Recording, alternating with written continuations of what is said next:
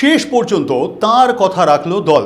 তবে প্রায় বছর চারেক পর 2023 সালেই সরে যেতে চেয়েছিলেন তিনি, ছাড়তে চেয়েছিলেন দলের রাজ্য সভাপতির পদ। অবশেষে শুক্রবার কালীঘাটের জাতীয় কার্যকরী কমিটির বৈঠকে জন্মলগ্ন থেকে দলের রাজ্য সভাপতির দায়িত্ব সামাল দেওয়া বক্সিদাকে অব্যাহতি দিল দল। যদিও দলের সহ সভাপতির পদে তিনি রয়ে গিয়েছেন।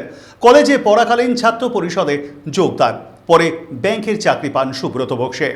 1998 সালে কংগ্রেস ছেড়ে বেরিয়ে এসে নতুন দল তৈরি করেন মমতা বন্দ্যোপাধ্যায়, ডেকে নেন বক্সিদাকে। ব্যাংকের স্থায়ী চাকরি ছেড়ে পাকাপাকিভাবেই রাজনীতিতে যোগ দেন তিনি। সেই সময় থেকেই দলের রাজ্য সভাপতির পদ সামাল দিয়েছেন সুব্রত বক্সি।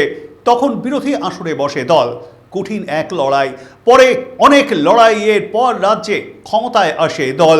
টানা 15 বছর সরকার চালিয়ে শেষ পর্যন্ত পর্যুদস্ত, নিজেও শারীরিকভাবে অসুস্থ, তাই অব্যাহতি চেয়েছিলেন বেশ খানিকটা আগেই। শুক্রবার এলো সেই দিন। কিন্তু রাজনৈতিক মহলে একটা প্রশ্ন উঠছে, এত দ্বারা কি কোনোভাবে অভিষেকের মাথার ওপর থেকে কাউকে সরিয়ে দিয়ে দলেই আপার হ্যান্ড দেওয়া হলো না ভাইপোকে? কারণ যুবরাজ তো এটাই চাইছিলেন, মাথার ওপরে কোনো অভিভাবক থাকলে হয়তো কোথাও অসুবিধা বোধ করছিলেন তিনি, তাই সুব্রত বক্সির মতো কোনো ব্যক্তিকে সরিয়ে চন্দ্রিমা ভট্টাচার্যকে দায়িত্ব দেওয়া হলো সেই পদের জন্য। এই বার্তার মাধ্যমে কি মমতা বন্দ্যোপাধ্যায় এই দলটিকে আরও পতনের দিকে ঠেলে দিল না? সময় বলবে। ভিডিওটি ভালো লাগলে লাইক, শেয়ার, কমেন্ট ও সাবস্ক্রাইব করুন। আপনারা দেখছেন সংবাদ শিরোনাম, মাথা উঁচু করে এগিয়ে চলার শপথ।